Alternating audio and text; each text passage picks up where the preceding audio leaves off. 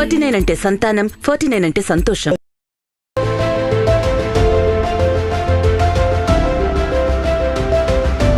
నమస్తే, welcome to I dream.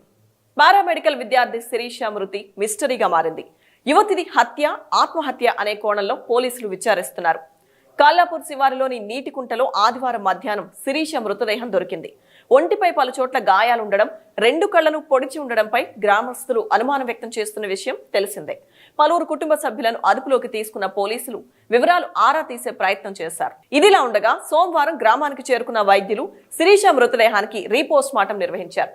యువతి శరీరంపై గాయాలున్నట్లు ధృవీకరించారు. ఎఫ్ఎస్ఎల్ రిపోర్ట్ వచ్చిన తర్వాతే పూర్తి వివరాలు తెలుస్తాయని వెల్లడించారు.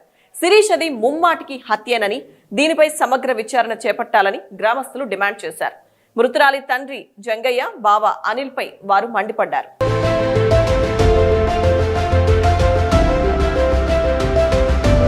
శిరీష మృతికి వారే కారణమంటూ వాగ్వాదానికి దిగారు. దీంతో పోలీసులు కల్పించుకొని త్వరలోనే పూర్తి వాస్తవాలు తెలుస్తాయని, అప్పటి వరకు ఓపిక పట్టాలని ఆందోళనకారులకు నచ్చజెప్పారు. తన చెల్లిని చంపిన వారు ఎవరైనా సరే కఠినంగా శిక్షించాలని మృతురాలి తమ్ముడు శ్రీకాంత్ కోరాడు. శిరీష అంత్యక్రియలు ముగిసిన తర్వాత తండ్రి జంగయ్య, బావ అనిల్ ను పోలీసులు అదుపులోకి తీసుకుని విచారిస్తున్నారు. యువతి తండ్రి జంగయ్యను పోలీసులు వదిలేయగా బావ అనిల్ ను విచారిస్తున్నారు.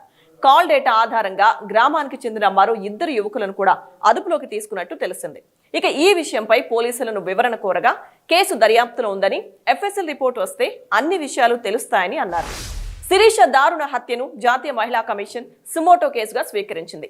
స్క్రూ డ్రైవర్ తో బాలిక కళ్లు పీకి, బ్లేడ్ తో గొంతు కోసి దారుణంగా హత్య చేసిన ఘటనపై ఢిల్లీలోని ఎన్సీడబ్ల్యూ సోమవారం ఆందోళన వ్యక్తం చేసింది. ఈ ఘటనపై తక్షణమే ఎఫ్ఐఆర్ నమోదు చేసి నిందితులను అరెస్టు చేయాలని తెలంగాణ పోలీసులను ఆదేశించింది. అంతేకాకుండా 3 రోజుల్లోగా యాక్షన్ టేకింగ్ రిపోర్ట్ ను పంపించాలని తెలంగాణ డీజీపీకి సూచించింది.